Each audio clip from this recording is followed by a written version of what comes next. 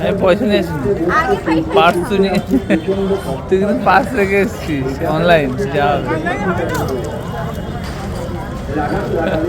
খাওয়ার পরে মনে হচ্ছে অনলাইনে হবে তো।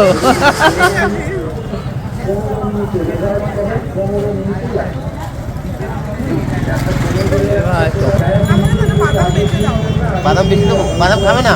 আমি প্রত্যেকটা বলছি বাদাম ছাড়াই খায়।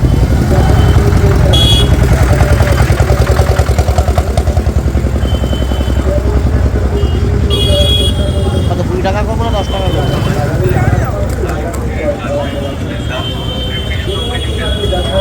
তোমার দিতে লাগবো, খাবা না পরে খাবা? আজকে দুপুর পর্যন্ত ছিলাম আমাদের বাড়িতে, বিকেলের দিকে এখানে চলে এসেছি। এই যে দুজনে মিলে এসেছি, প্রায় বিকেলের মানে সন্ধ্যার আগেই ঢুকে গেছি। আর এখন আমরা আমাদের বাজারে এসেছি ঘুরতে। আর আমাদের বাড়ির ওখানে এত ঠান্ডা, কিন্তু এখানে সেই রকম ঠান্ডা নেই। আজকে শাড়ি পরেছি, শাড়ি। সূর্যটা পশ্চিম দিকে উঠেছে আর পূর্ব দিকে অস্ত গেছে, তাই জন্যে অলরেডি 10 টাকার ফুচকা খাওয়া হয়ে গেছে। এখন যাচ্ছি মোমোর দোকানে।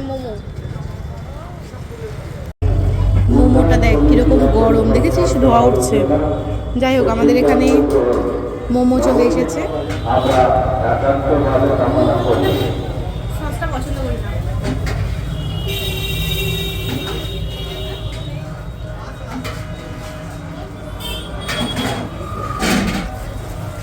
আচ্ছা, একটা মুড়িও ধরবে না পেটে, বাইরে খাওয়া যাবে।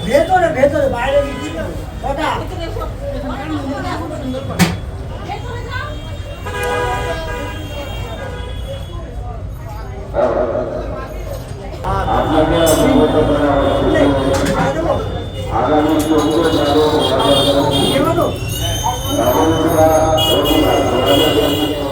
একটু আগে মোমো খেয়েছি, ফুচকা খেয়েছি, এখন এসেছি আমার একটা প্রিয় জিনিস খেতে, সেটা হচ্ছে আখের রস। আখের রসটা দেখলাম উঠেছে, আজকে যেহেতু হাটবার, আমার খুব ভালো লাগে খেতে, এক গ্লাস খাবো।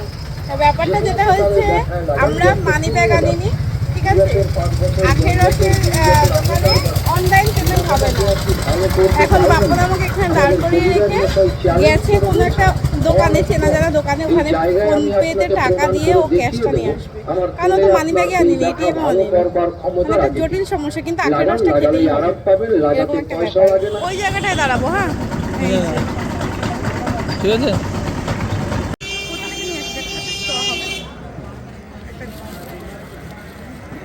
কারণ এটা এখন চুমুক দিলেই বিড়ালের মতন এই জায়গাটা একটা গোপ হয়ে যাবে। আরেকটা দাও।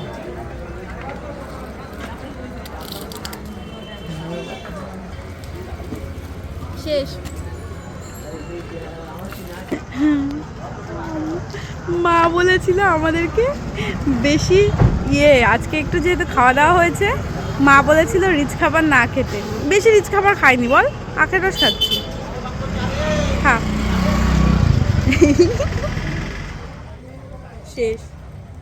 শেষ হয়ে গেছে।